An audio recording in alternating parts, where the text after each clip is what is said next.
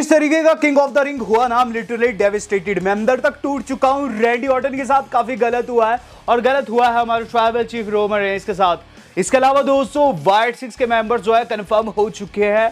Plus दोस्तों W वालों ने एक मेगा वर्ल्ड हेवीवेट चैंपियनशिप का मैच कंफर्म कर दिया है और यहां दोस्तों चैंपियनशिप 100% चेंज होने वाली है। सबसे पहले दोस्तों बात कर लेते हैं कि आखिर में सऊदी जेडा हुआ क्या। जेडा सऊदी को हमेशा कंट्रोवर्शियल जमी कहा जाता है अगर रेसलिंग की दृष्टि से मैं बात करूं तो, क्योंकि गाइस वहां कुछ ना कुछ कांड हो ही जाता है। हाल फिलहाल में दोस्तों हम लोगों ने बीती शाम king and queen of the ring देखा, जो कि दोस्तों काफी ड्रामेटिक वे में खत्म हुआ। यहां दोस्तों जो सबसे पहला चीज हम लोगों को देखने को मिली ना, वो था guys Bianca and Jade Cargill का मैच, जो कि किक ऑफ में डब्ल्यू वालों ने रखा हुआ था। ये दोस्तों टैग टीम चैंपियनशिप के लिए था और हमारे चैंपियंस फेस कर रहे थे कैंडिस एंड इंडी हार्टवेल को। मैच वाज गुड और इसके अंदर दोस्तों बियांका जो कि इंजर्ड थी, इंजरी के बावजूद दोस्तों एंड में वो एक तरीके का फिनिशर अपनी पार्टनर यानी कि जेड के साथ लगाने में कामयाब रहती है कैंडिस के ऊपर और मैच को ये जीत जाते हैं। यहां दोस्तों टाइटल डिफेंड हो गया और उसके बाद मेन शो स्टार्ट हुआ। मेन शो में दोस्तों जो सबसे पहला मैच हम लोगों ने देखा ना, वो था गाइज हमारी बैकी का, जो कि फेस कर रही थी लिव मॉर्गन को। ये मैच सबसे अहम रहा पूरे के पूरे प्रीमियम लाइव इवेंट में, क्योंकि इसमें एक तख्ता पलट हम लोगों को देखने को मिला। रीजन था डोमिनिक मिस्टीरियो। पूरे मैच के अंदर दोस्तों लिव काफी गंदे तरीके से पिट रही थी। यहां बैकी पीकी ब्लाइंडर के जैसे ड्रेसअप होकर आ रखी थी और लिव ने लाल कलर के पूरे कपड़े पहन रखे थे। एंड में क्या चीज देखने को मिलती है कि जहां बैकी अपने डिसामर के लिए जाती है, वहां उन्हें एक बंदा आते हुए नजर आता है, जो कि none other than Dominik Mysterio था। यहां दोस्तों होता क्या है कि डोमिनिक मिस्टीरियो जो रहते हैं वो चेयर अंदर फेंकते हैं, शायद से बैकी की हेल्प के लिए फेंके थे या फिर कुछ और, लेकिन मदद वहां मिल गई दोस्तों लिव को, क्योंकि फिर डॉम दोस्तों रेफरी का ध्यान भटकाता है और लिव उसी के ऊपर डीडीटी लगा देती है बैकी को। और फिर उसके बाद दोस्तों ओब्लिवियन 1, 2 and 3 यहां टाइटल चेंज हो गया। Liv Morgan brand new champion बन गई।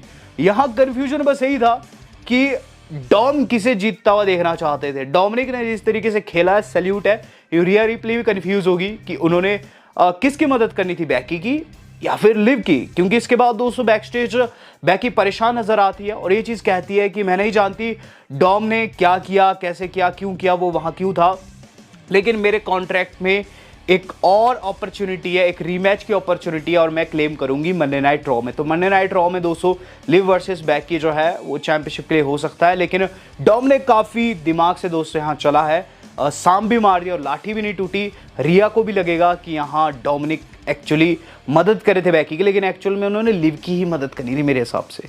बात की जाए इसके बाद क्यों, इसके बाद दोस्तों जो अगला मैच हम लोगों ने देखा वो था Chad versus semi versus Bronson read. ये काफी तगड़ा मैच था और आईसी चैंपियनशिप दांव पर थी। सेमी को काफी तगड़ा सपोर्ट था। मैच की बात करूं, मैच के अंदर दोस्तों सबसे अहम पल तब आता है जब चैड दोस्तों दोनों को ही जर्मन सुप्लेक्स लगा देते हैं और ऑडियंस चिल्लाती है होली शिट। मैच दोस्तों काफी तगड़ा जा रहा था। एड में दोस्तों ड्रामा देखने को मिलता है ओटिस की तरफ से। ओटिस दोस्तों टैग करते हैं ब्रॉन्सन रीड के ऊपर आउटसाइड, लेकिन सेमी को नहीं मार पाते हैं। जहां चैड उन्हें कहते हैं कि इसे मार, जब वो मारते हैं तो सेमी साइड हट जाते हैं, चैड को क्लोज लाइन लग जाती है और अंदर दोस्तों सेमी हवा किक लगाकर दोस्तों रीड को पिनफॉल ले लेते हैं। यहां दोस्तों ओटिस की वजह से चैड नहीं जीत पाए, ये दोस्तों यहां रिजल्ट आया, लेकिन सेमी दोस्तों चैंपियनशिप रिटेन कर चुके थे और ऑडियंस काफी ज्यादा खुश थी। हम लोग देख रहे हैं दोस्तों अब क्यूआर कोड। ये क्यूआर कोड दोस्तों बेसिकली ट्विटर के ऊपर हम लोगों को पता चला, क्योंकि ये दिखाया गया था दोस्तों काफी तेजी से और ट्विटर पर मुझे जाना पड़ा। इस क्यूआर कोड में दोस्तों एक फोन कॉल जाते हुए नजर आती है एक बंदे को, जो कि 2K24 खेलता है और उसके ऊपर फिर दोस्तों अंकल हाउडी अटैक कर देता है और कनेक्शन लॉस्ट आता है। यहाँ आपको बताना चाहूंगा अंकल हाउडी ने अपने मेंबर्स कंफर्म कर दिए है और आपकी स्क्रीन पर दोस्तों मैं ओपन लेटर दिखा रहा हूँ हाउडी की तरफ से। ये दोस्तों 3-4 लेटर उन्होंने लिखे हैं। पहला निकी क्रॉस को है, फिर जो गेसी को, एरिक रोवन को, डेक्स्टर लूमिस को, सबको लिखा है। आपको अपॉर्चुनिटी नहीं मिली, लेकिन एरिक रोवन को ये चीज़ लिखी है कि आपने बहुत कुछ खोया है, जो कि दोस्तों आप जानते हैं कि उन्होंने अपने 2 बड़े भाई खोए हैं, तो हमारे को आकर ज्वाइन करो, अंकल हाउडी को, फैमिली को आकर ज्वाइन करो। यहाँ निकी क्रॉस, जो गेसी, एरिक रोवन, डेक्स्टर लूमिस होने वाले वाइट सिक्स का पार्ट कंफर्म हो चुका है। अब गाइस जो अगली चीज हम लोग देख रहे हैं वो काफी तगड़ा मैच था और गाइस काफी अहम मैच था। ये था गाइस नाया जैक्स वर्सेस वॉल्केरिया के बीच में। सच्ची बात बताऊं, इस मैच के अंदर एंट्रेंस काफी तगड़ी थी वॉल्केरिया की, बिल्कुल रेवन यानी कि कौवे जैसी ड्रेस पहनकर आ रखी थी।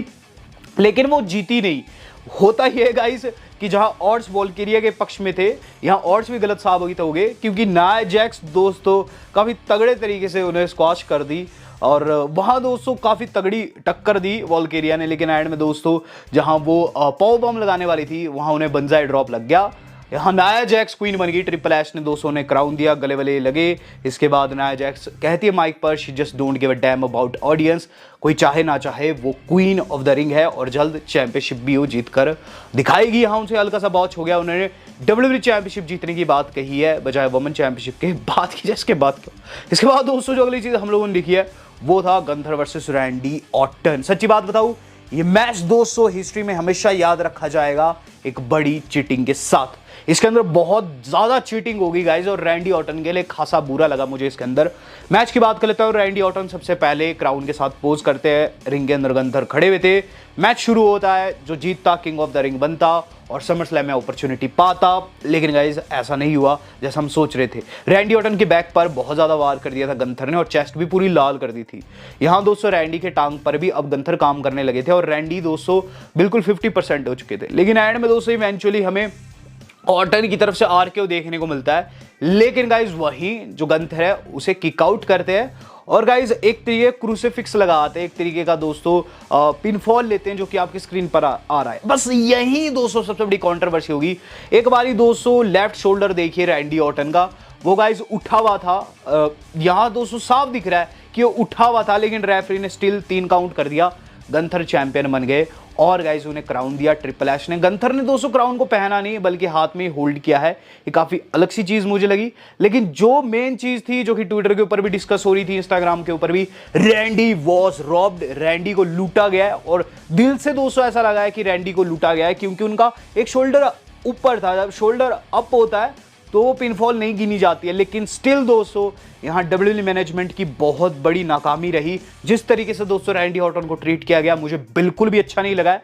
रैंडी ऑर्टन को दोस्तों इस चीज का बदला लेना चाहिए। रैंडी ऑर्टन को दोस्तों अपना ओल्ड अवतार वापस लाना चाहिए, मैं तो यही कहूंगा। क्योंकि गाइस रैंडी ऑर्टन को खुद से कुछ करना होगा, मैनेजमेंट तो काफी गलत कर रही है रैंडी ऑर्टन के साथ। यहां दोस्तों Gunther king of the ring बन चुके हैं और समर स्लैम में उन्हें वर्ल्ड हेवीवेट चैंपियनशिप के लिए मौका ट्रिपल एच देने वाले हैं। बात की जाए दोस्तों इसके बाद क्या हुआ, इसके बाद दोस्तों हम लोगों ने देखा है main event of the evening. Main event of the evening से पहले दोस्तों डब्ल्यू वालों ने एक बड़ा कांड कर दिया। डब्ल्यू वालों ने कंफर्म कर दिया ड्रू मैकिंटायर फेस करेंगे डेमियन प्रीस्ट को क्लैश एट द कासल में। तो क्लैश एट द कासल दोस्तों होने वाला है 15 जून को। मैंने आपको बताया था ये मैच बनेगा, लेकिन इस तरीके से बनेगा मैंने नहीं सोचा था। डायरेक्ट दोस्तों मैच बना दिया है। और यहाँ दोस्तों जो ड्रू मैकिंटायर काफी कॉन्फिडेंट नजर आ रहे हैं। उन्होंने एक नारा भी दिया है कि अगर मैं हारता हूं तो वहां दंगे हो जाएंगे। ये उन्होंने पहले ही दे दिया था और वाकई में दंगे हो जाएंगे, क्योंकि स्कॉटलैंड में होने वाला है। और गाइस डेमियन प्रीस्ट, जिन्हें दोस्तों सो कॉल्ड बायसेक्सुअल अंडरटेकर भी कहते हैं, उनके लिए काफी मुश्किल दोस्तों इक्वेशन रहेगी, क्योंकि वहां ड्रू मैकिंटायर के लोग रहने वाले हैं। तो देखते हैं दोस्तों क्या होता है वहां। लेकिन ये मैच कंफर्म हो चुका है, 15 जून को आपको देखने को मिलेगा। मेन इवेंट बिगन हो चुका है अनडिस्प्यूटेड यूनिवर्सल चैंपियनशिप के लिए। कोडी के सामने लोगन पॉल है। पूरी की पूरी मैच जो बनी हुई है वो बनी हुई है दोस्तों इस बात के ऊपर कि लोगन पॉल वहां ब्रश नकल का यूज करेंगे। ये चीज उन्होंने की भी, जहां एक जगह हमें चीज देखने को मिलती है कि काफी ज्यादा पिट रहे होते लोगन पॉल, और वहां लोगन पॉल का एक दोस्त दोस्तों बोतल देता है लोगन को पीने के लिए, और प्राइम ड्रिंक को ड्रिंक करते हुए दोस्तों कोडी ने प्राइम ड्रिंक की उनके सर पर दे मारी। मुझे काफी ऑड लगा कि रेफरी ने कैंटी नहीं बजाई। इसके बाद दोस्तों ये चीज देखने को मिलती है, वहां ध्यान बढ़ता है रेफरी का, और ब्रास नकल दोस्तों पेट पे मार देते कोडी के। कोडी की हालत खस्ता हो गई थी और पेट पर ब्रास नकल लगने की वजह से दोस्तों कोडी भी 50% हो चुके थे। लेकिन स्टिल दोस्तों वो कटर लगा देते हैं वहां अनाउंसर टेबल के ऊपर, जो कि काफी क्रेजी था।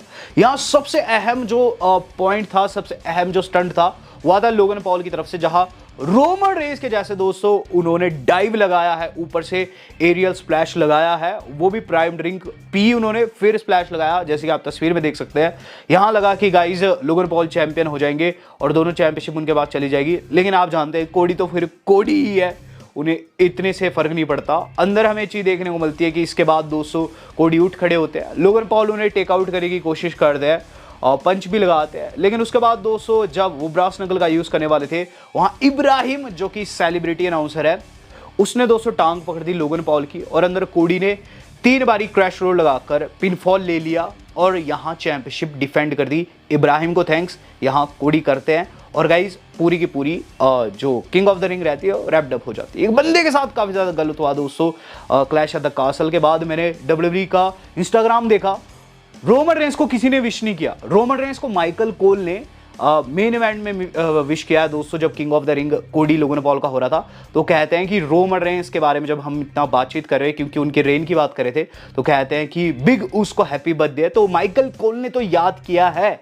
कल दोस्तों, लेकिन रोमन रेंस को डब्ल्यू वालों ने बिल्कुल भी विश नहीं किया। Even WWE on UK, WWE India का जो पेज है वो भी विश किया है ट्राइबल चीफ को, लेकिन WWE का जो ऑफिशियल पेज है रोमन रेंस को इग्नोर कर रहा है। ट्रिपल एच इग्नोर कर रहे हैं, रीजन मैं नहीं जानता, लेकिन एक चीज साफ है, कहीं ना कहीं गलत ट्रीट कर रहे हैं। वो ट्राइबल चीफ हमारे फॉर्मर अनडिस्प्यूटेड चैंपियन रहे और इस तरीके से उन्हें साइडलाइन नहीं करना चाहिए था। तो रैंडी एंड रोमन के साथ काफी गलत हुआ मेरे हिसाब से बीती शाम।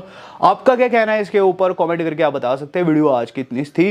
वेल दोस्तों, आज तक के लिए इतना ही। धन्यवाद, शब्बा खैर।